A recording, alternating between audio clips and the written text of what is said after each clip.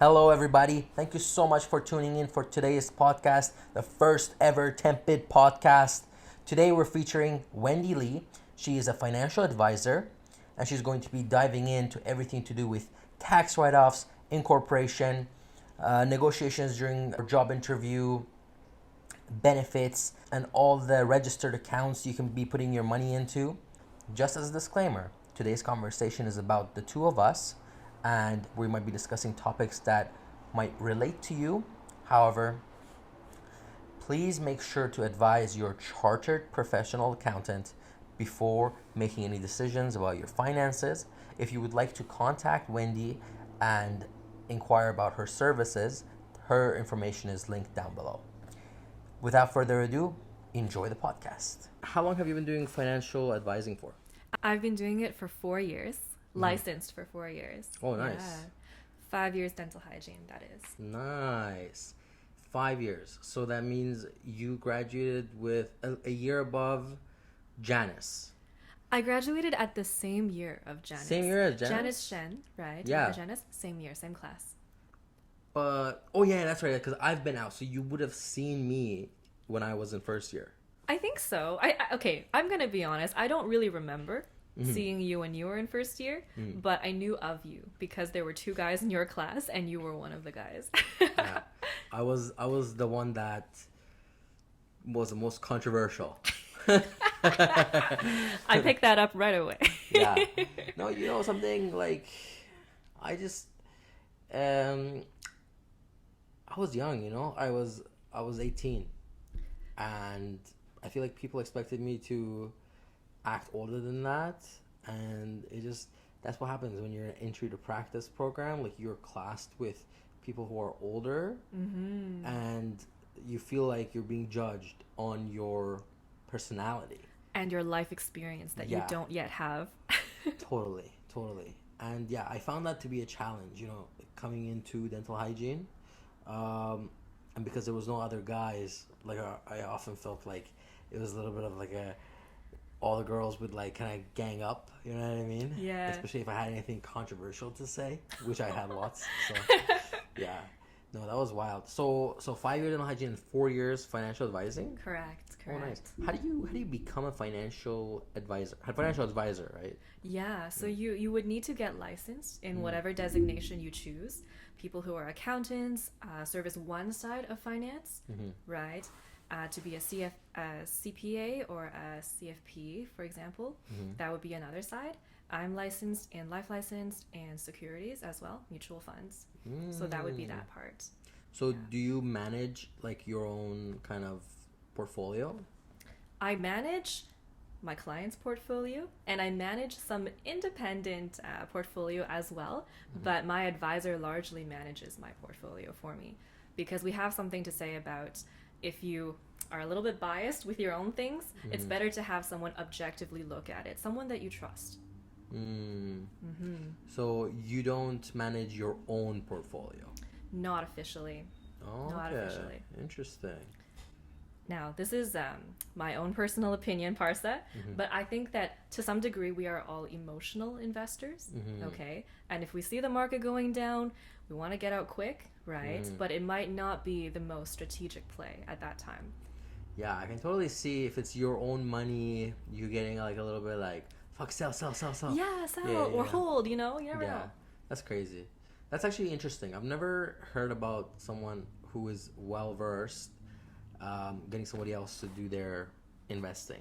It makes sense though. I see what you're saying, because it's like, yeah, it is totally emotional when you're seeing the money go down. And you're like, holy fuck, like. You'll find that if you network with a lot of high net worth people, business owners, they don't necessarily have the time in their day-to-day to be monitoring their portfolio. Yeah. You know, I can afford to hire someone to do it. Why don't I do that? Exactly, yeah. No, especially if what they do is like not related to the stock market. So Right. yeah, they totally. And also, it's like there's so much you gotta know. You know what I mean? With day trading, like you have to You have to be in tune with the news and everything. Too much. And you have to be up at 5 a.m. to watch the markets. Yeah. You have to see the trends, the patterns. I do understand. If that's your passion, go for it. I'm not saying no, right? Yeah. Totally. That's crazy. So, is most of your portfolio in the stock market, or are you also invested in like other stuff, real estate, things like that? I am almost entirely in the stock market. I'm about 50% in the S&P and the other 50% in international markets. Oh, Yes. nice. Do you invest in the United States? Yes, I do. Yeah. I do. It's actually very hot right now. It was hot a month ago, and then it took a little dip these days, but it's okay. Nice. So when you invest, is it like your professional company that's investing, or are you investing with your own money? I am Like investing a TFSA? I'm investing with my own money, my own registered accounts. Okay. Yeah, so my business itself is not the entity to do the investing. I see. Yeah, that's a good idea. I think for people that have room in their TFSA and RSP and those things, that's a good idea. But like, I feel like at this point, for me, I would say no. Actually, still even me, like I haven't maxed out my TFSA yet, so I think that's the first to go to, and then your RSP. I'm a little bit iffy about RSP to be honest, because you can't take it out, and when you do take it out, you gotta pay tax on it. It's deferred tax, but like, so is a loan. If you don't need the deductions for an RRSP every year, Yeah. then it might not make the most sense year to year. You can wait until you definitely need it to deduct your personal income. Yeah. The thing is, I think RSP is a great tool for somebody who wants to live that life that they have a job, they go to work, and then they plan on buying a house later, and then they plan on retiring at 65, right?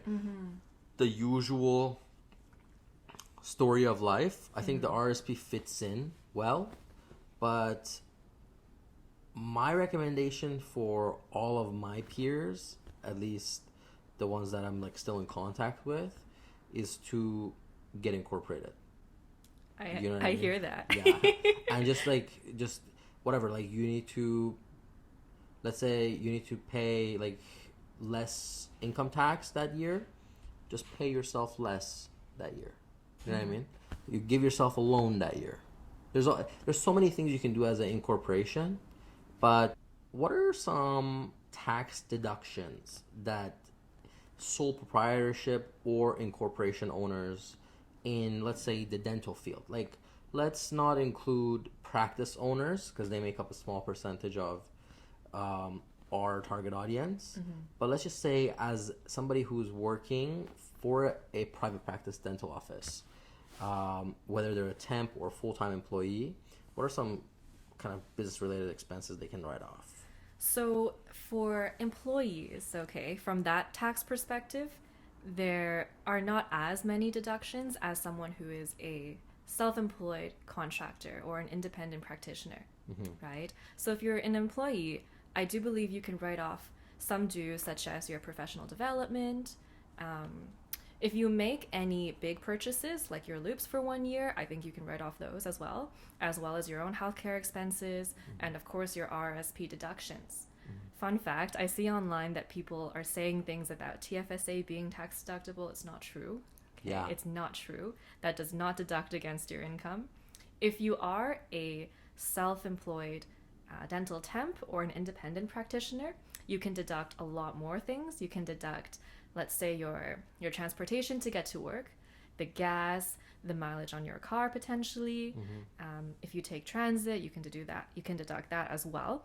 Your uniform allowance, your internet, your phone, anything that you might need to help you run your temping system, I would say you can deduct. Yeah. And the thing is, if you're a temp, since your workplace varies, you can kind of make an argument about your house being the office that you're finding these opportunities, and you're going from your office to these locations. Because what it is you can't actually write off the travel to your work. Okay. But you can write off your travel since the time you're at your place of work to other places for the purpose of work. So if you're a temp and you're kind of finding opportunities at home, you're using Wi-Fi at home, you can write off the Wi-Fi. Yes. You're using your phone, you can write off your phone. You're using your laptop, you're gonna write off the laptop. You're traveling from your home to the dental office, you can write off that too. So it's just there's little tricky bits about it. Or for example, like I wear Lululemon to do my dental hygiene work. Okay, you dressed in Lululemon scrubs? Yeah, this is actually one of the clothes I wear. Okay. So the thing is, you can't write off Lululemon. In terms of uniform, you have to buy it from a uniform store. So it has to be like Scrub Co. You know what I mean? Or Janu, or Figs, or whatever. Yeah. It has to be like a scrub brand or a scrub. What do you call it? Like Depot or whatever? Yeah. Somewhere that specifically sells this type of clothing. Yeah, or like work attire in general. Yeah. Otherwise, like, you can't. And I thought I would be able to. So I bought a lot of Lululemon. And, like, now half my closet is Lululemon. But apparently you can't, so... I think that this is a little bit gray. Not the Lululemon per se, but in general, it depends on the tax accountant you work with, what they find is justifiable, how much money you make, and to see if the tax and the deductions make sense. Yeah. Typically, I would say that at an average dental hygienist salary, even if you were self-employed, I don't believe CRA would be too nitty picky on it, okay? Yeah. But it still depends, so please consult a professional. Exactly, yeah. Talk to your CPA. On that note, definitely have a CPA. I swear, for many years I had this guy named Bijan doing my taxes. He took like $30. Really? Yeah, and he would just do it. He would do it so fast. Oh my gosh. He made money on volume. Yeah. So you would like wait in his waiting room. He would do it for you in like 3 minutes. And the quality was okay? It was No, so it bad. wasn't. See? Yeah. It was so bad. Now I think I pay for my... You know, some things that I didn't consider is like incorporation costs. Because I had a friend whose mom... Actually, her name is Renee. She graduated with me. Her mom is a CPA. So her mom kind of advised her not to open up an incorporation based on kind of the cost breakdown associated with owning an incorporation. Right. And when I first heard that, I went and researched it. And I realized, like, damn, she's right. There's lots of expenses with an incorporation, like paying between $2,000 to $2,500 per filing is like usual. Yeah. It's a good deal, relatively. Like, if you were to get a CPA in downtown, it would probably cost you around $10,000. Yeah, it's crazy. I'll talk to some of them, and they're like, they turn me away because they're like, dude, there's no way we're gonna be able to save you this much money for you to for us to be worth it. You know what I mean? So, at first, when I heard about all the expenses, like the lawyer costs, incorporation costs, and then also when you want to close it, you got to pay for that as well. Yeah. And also all the benefits that you lose out on. I was very much leaning towards like just staying an employee. But then I was actually talking to my financial advisor, and I realized, wait, I can just charge more. There's nothing stopping me. No way. Yeah, right? And I think there's this mental barrier for people who have always been an employee. It's like, since your boss has always dictated, or you've had to negotiate very slim margins for your wage increase, you don't think about it. But if you are a subcontractor, you can charge however much you charge. Like, there's no rule. As long as your practice sees you as the value. Yeah, sees the value in investing in you. Yeah. But we were talking about this earlier. It costs the clinic less to hire you as a contractor. way less. So you can just adjust for the difference in employer burden, and you're already looking at 18% is like if you got everything, if you got CPP, EI, vacation pay, sick pay, and stat pay. I think everything together is about 18%. But the reality is, when you have an incorporation, there's so much tax savings that you don't actually even need to be able to negotiate your salary up to 18% for it to be worth it. I mean, depending on what you're getting, right? Like some people that I've heard, like my friend Maria, she gets like so many benefits that I'm like, okay, maybe you can't negotiate a subcontractor wage that they will agree. Right. Because already they're giving you so much, but they're giving it as a package deal.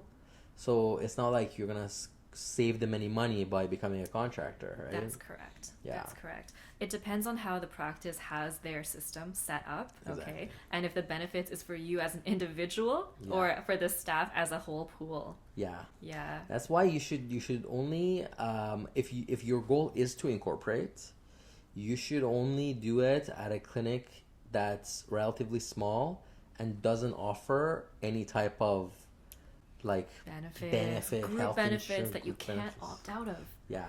Yeah. Group benefits, because the thing is, it doesn't cost them that much, so they're never going to be like, okay, I'll adjust for this lack of benefit and I'll give you so much more. No.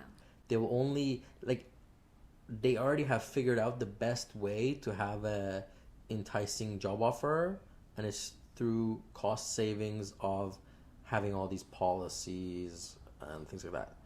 So if you are going to incorporate, I should say probably best to do it at a company or at a practice that's relatively mid to small sized.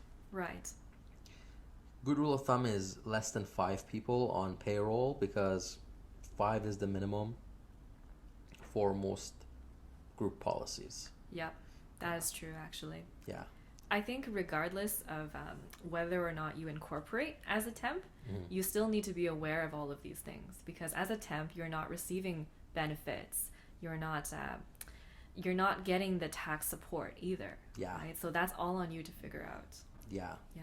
And to that point, I think lots of temps try to compensate for this lack of kind of tax benefits and all those things.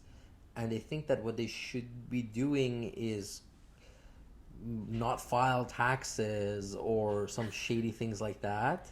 And it's like, no, actually, you can just charge more. You can just adjust for it. Like, no office. Let's say you're living in Vancouver. No office is going to turn you down because you're asking for 65, 66 per hour as a temp. Right. No office. Or if you're living in Ontario, maybe that's like 55 or up to 60. Or like in Calgary, like no office is going to turn you down if you're asking around 78. 70, yeah. Yeah, so I mean it varies. You know, Alberta is very dependent on which city you're in. Oh, really? Yeah. If you're in like Grand Prairie, your base wage is going to be like 75. But if you're in like Calgary or Edmonton, 58, 60. no, more. I think 65 is like the average there. Really? Yeah, I mean, this might not be reflected on their like On the job market survey. survey, yeah. But from the friends that I ask, it seems to be like, yeah, because right now if you look at the Vancouver job market survey, it says like 54. 54. But my starting wage in Vancouver was 55. If anyone's making less than this, Yeah. take note. Yeah, no. I've heard some stories about hygienists getting hired at a higher wage than like a senior hygienist in a practice. And that's why I always encourage all my classmates to like be open about how much money they're making with all their colleagues. Yes. It's like, what are you doing? You're hiding. First of all, it's like illegal for them to ask you not to share your salary, right? Correct.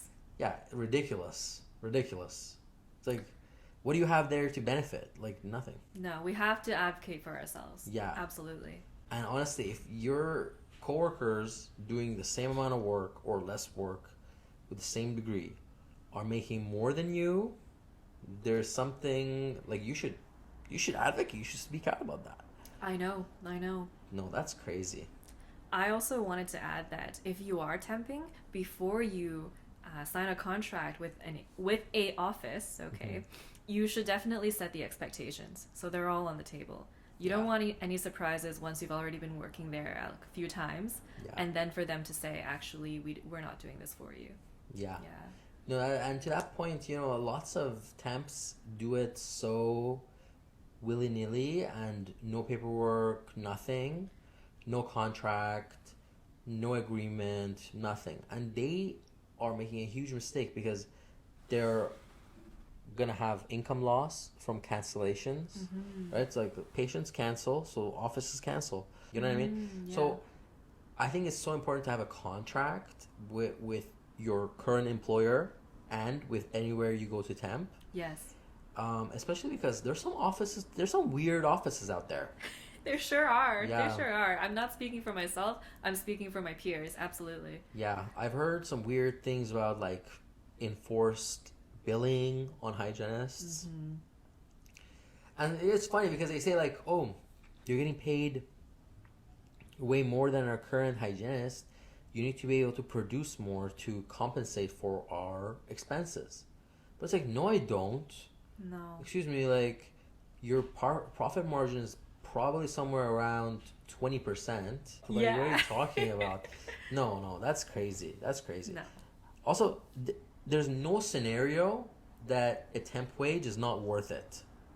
The ROI on having a hygienist, let's say like you're getting paid $60 on average, let's say across all provinces, the temp wage should be around 58, 60, right? Your billing across all provinces between $350 to $400 per patient. So when is that ever not going to be worth it? No. Per hour, having a hygienist is so profitable. Yeah. So profitable. Yeah. There's a ROI calculator on TempBid website. You guys can check out. But like never feel like you're costing the clinic. Never. Like it doesn't matter. I don't care how much they're paying. Like you're never costing the clinic if you're working there. Even if, like for example, in TempBid we enforce some policies on the temp's interest. For example, offices can't late cancel on you. They can't get you to leave early, like as from a certain threshold. You know what I mean? Right. And these things, like some temps feel bad about this. Like they're like, oh, I'm being so mean for charging for the whole day, but I'm leaving early. It's like no. You're never gonna cost this clinic money. You just made them one night guard that you made them is probably gonna cost how much? 400 something. I think it's depends on the night guard, about 2-3. That's what we charge. 203. 200 to 300. Oh, 200. No. I think it's more. 300. I think it's 300. Could be now. That's 300. And then, so I'm just saying, like one pan is like what? Like $60-$70 at least. $60-$70. At least. Yeah, I think it's more. I'm not sure actually, but No. Never gonna cost the clinic money, man. I think it serves the clinic so much to have a temp on hand for the days that they actually need someone there. Yeah. So if someone went on mat leave, right, how much money is the clinic losing by not having someone there, by not having an extra hygienist? It's crazy. It's crazy. What is that? Like, how long is mat leave usually? It could be between 6 months to a year at most. Damn, that's crazy. Mm-hmm. Do they pay for the whole year? No. People who go on mat leave, they take a certain percentage of their original salary to go on mat leave. Oh, how much? Do you know? Please don't quote me on this one. I don't really know. I think it's between maybe like 50 or 60%. Oh, wow. If their contract included a mat leave benefit. Oh, Okay, yeah, if that's you- so true. Yeah, if they didn't say anything about it, don't bank on it, please. Yeah. Yeah. Note to self, you need to have a contract. Yeah. Can you share with us some of your insight about policies that offices might get for the staff, and kind of what savings they are getting on their end? Okay. Well, the one big one that we all know is obviously if you work at an office, you're probably getting your work for free. Yeah. Okay, if you need work done, most likely you're getting it for free if the office is kind to you. At least most of my peers and I, we do get all our work for free. If you need fillings, if you need to do Invisalign, you could get a heavy discount on that. It's great. Medical benefits are pretty important these days. If you were to buy your own policy, individual insurance or coverage, for example, you could do a few $100 a month for your own coverage, or the office could pay for you. Is that worth it for you to buy your own policy? For just extended health, Yeah, rather than just pay for the services. it depends on what services you need. Well, I Yeah. think most hygienists would probably be needing like physio, Chiro, acupuncture, massage. acupuncture, yeah. Yeah, those things. Depends on how often you want to go and if it's the value is there for you. If you get, eye treatment or things like that. That's true. If you have a family. Oh yeah, that's true. Yeah, you have a because you get like a family. family package, right? Yes. So in some clinics, they offer packages not just for yourself, but also treatments for family as well. So that's kind of one aspect there. I have one friend that can basically bring in whoever she wants and do their work for free. Oh, Yeah. nice. Have you heard of that before? No. That's so good, right? Yeah. Because, like, for example, if you want to like clean your boyfriend's teeth or whatever, it's like, why should you have to, charge for that? You're Yeah. doing the work. Why should the clinic make money out of it? I mean, I guess because it's like, think about it. They didn't have to spend money on getting that patient in. The marketing didn't get the patient in. No, you got the patient. You got in. the patient in. You didn't need a receptionist to book them in.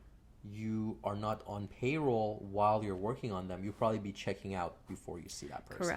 Correct. And sometimes they might even just have you bring your friends in or family in after hours. So you're not even taking up the chair. If a clinic is reasonable enough to do that, you're winning. Okay. If they decide to charge you overhead, I don't know. I can't really say. What are some things that, let's say if you were to work in a new clinic Yeah. right now, Yes. having worked as a hygienist for 5 years, let's say on your interview, what are some things you're gonna ask? You're gonna make sure. Okay. So a couple things I know for sure, other than normal things like benefits, okay? There's professional allowances. Some clinics will pay for your professional development. They will pay you for you to go to the conference, right? To get your CEs. They might even help with your professional dues. I think that's really big. Pay like, $1,000 a year? I don't think it's too much, but it's okay for things like mat leave, travel, time off per year. How do they structure that? Very important. What is their policy for taking time off? What is their policy for termination or severance? In that case, termination and severance pay are not the same thing to begin with. And these are all things that the clinic themselves have a structure, and you can follow their structure and you can maybe make some adjustments as well, right? Your working hours. Don't let them like toss you around, Don't let them just set whatever. Make sure the expectations are clear.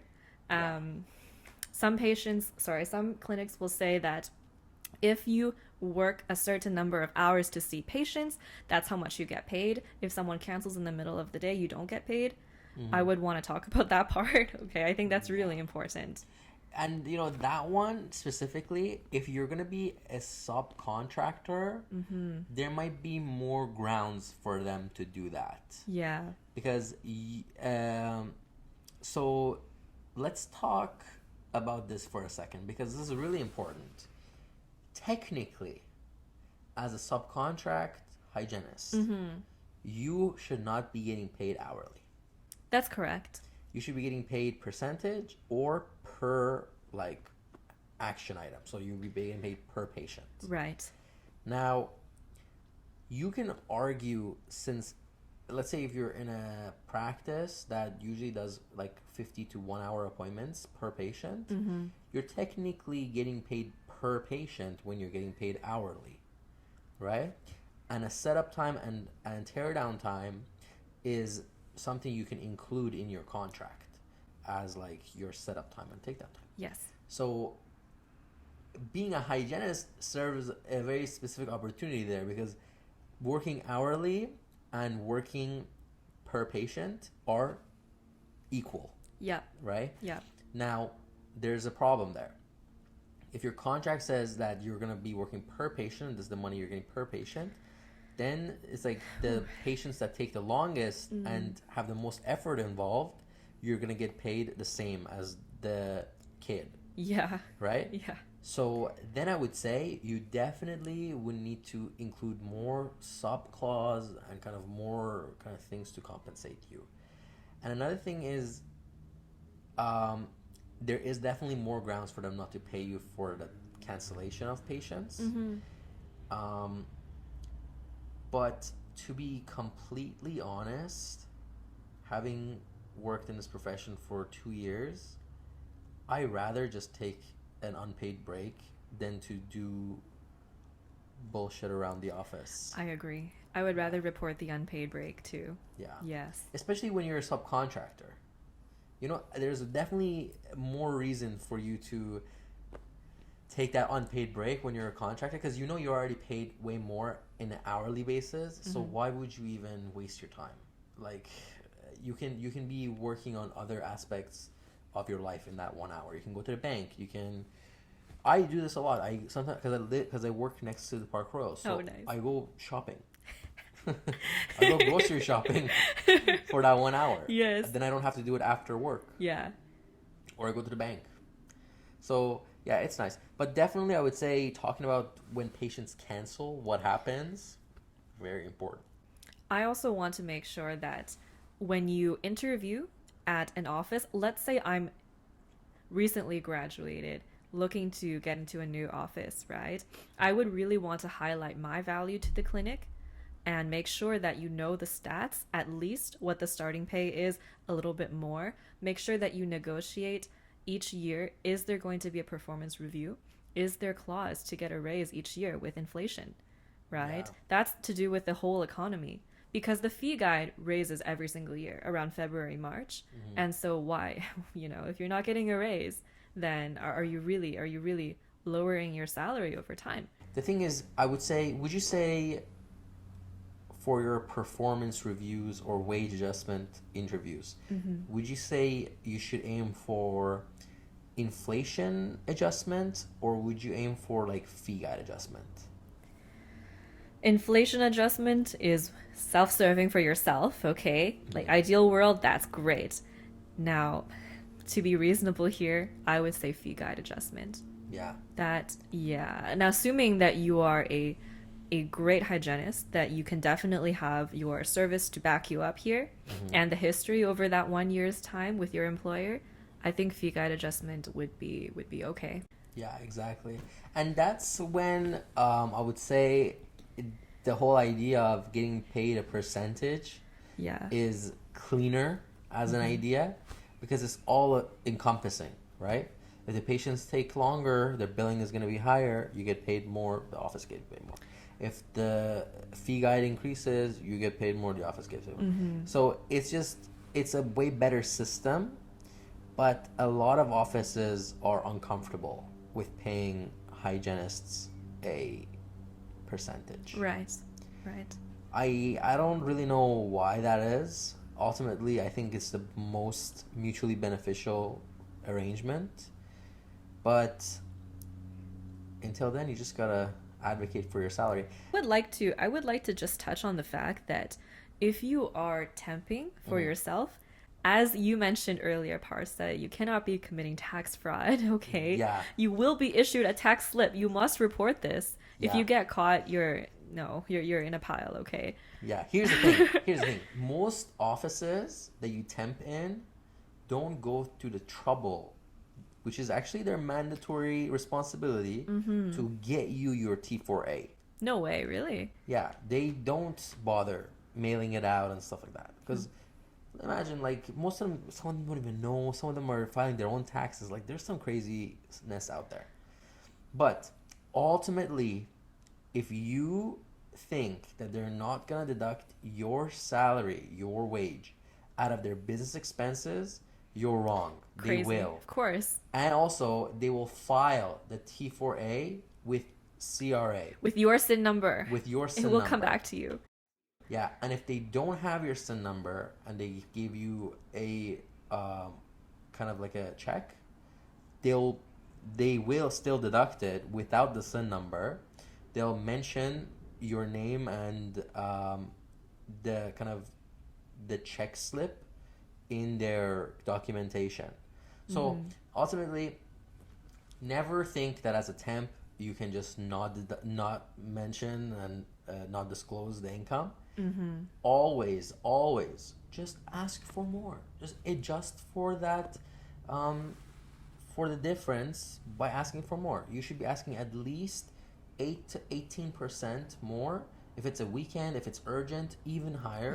Yes. Is completely reasonable. The one thing that I really liked about temping was I got to pay off high interest debt very fast. Okay. Yeah.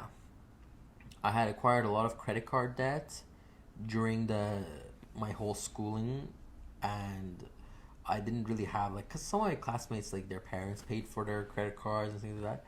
I never had that, so I was, like, using the student loan to pay off the credit card debts. I was doing I had, like, 10 credit cards. I was trying to, like, alternate between. I would offer to pay for people's things, so they would give me cash, and I would cover this month's while the next month have some time. I did lots of things like that. And once I graduated and once I finally got certified and I was ready to practice, the best thing I did was to start temping because I knocked it out. $500 at a time. Just basically paid off like a really big credit card bill. Good. And yeah, I'm really happy that I got my money lump sum up front because then I just saved for the tax and it was all fine. I think it's a good skill to get into saving anyways. And honestly, I mean, I'm sure this is also something you would touch on because of your financial advising. So as a hygienist, okay, I think that it's really awesome that right out of school, we're making a decent salary.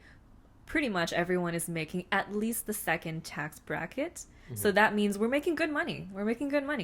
And for those of us making good money, we want to get in touch with our finances. We want to make sure the money is also working hard for us, whether it be investing for yourself, whether it be maybe starting a business, investing for future you, whatever you want to do. There's many vehicles to do this. And let me be the first to say, saving in your bank is a good start. It builds a habit. It's not so efficient for the long term. Yeah. So there's many different vehicles such as a tax-free savings account, which is a TFSA. So the benefits from this is that, number one, if you put the money in and it grows, it invests and compounds over time, all of that interest, tax-free, you don't pay taxes on it. Secondly, if you take the money out, tax-free, you don't get dinged for withdrawing your own money. You know what? If I were to restart my entire professional career, so by the time I got certified, I wouldn't have incorporated right away. I would have first maxed out my TFSA before anything else, before any life insurance, anything like that. TFSA number one. And once I maxed out the TFSA, then I would have incorporated, then I would have bought my car as a lease, keeping it under $900 a month, totally write off. Agree. I definitely think to lay out the plan, to strategize, it would be great to talk to someone, right? Put the plan in motion. At least you see the structure. Yeah. So anyone who is looking to start a family in the future, buy a place in the future, retire early, start a business, lots of exciting things. If you want to buy a place, we recently launched just last year a new account called the First Home Savings Account. And so this is a specific registered account, tax-free, just for buying a home. Okay. So I think it's really interesting. Reach out about it. It just launched in 2023 for children's education. We have an RESP. Maybe you have heard of it. It's called a Registered Education Savings Plan, in which case you would put money aside for your kids' post-secondary education. Government actually matches you with your contributions up to a maximum per year. And you may also be eligible for additional grants, free money grants, just for opening the account if you qualify. Wow. So I definitely think, hey, if you haven't looked into it but you want to, do it. Okay, do it. I'll also mention RRSPs. So RRSP contributions are a great strategy if you're making high income, if you're making above the first tax bracket in Canada.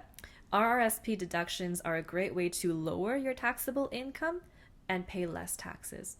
So the benefit of it is you'll put your money in pre-tax, okay? That same year, the government will give you a tax refund proportional to your tax rate. Let's say my tax rate is 30%. Put in $1 to my RRSP, I get 30 cents back the same year in my refund. So not bad. In the future, if the money grows, I don't pay taxes on the interest. If I take the money out in the future, I do pay taxes then. The goal is to hang on to it until you're retired or semi-retired so that your tax rate in the future will be less than your tax rate today. Best way to reach me is actually through my business number. It's 778-707-6186. Or you can reach out to me on social media at wendi.jpg. Those two avenues are the best. Absolutely. Yeah, absolutely.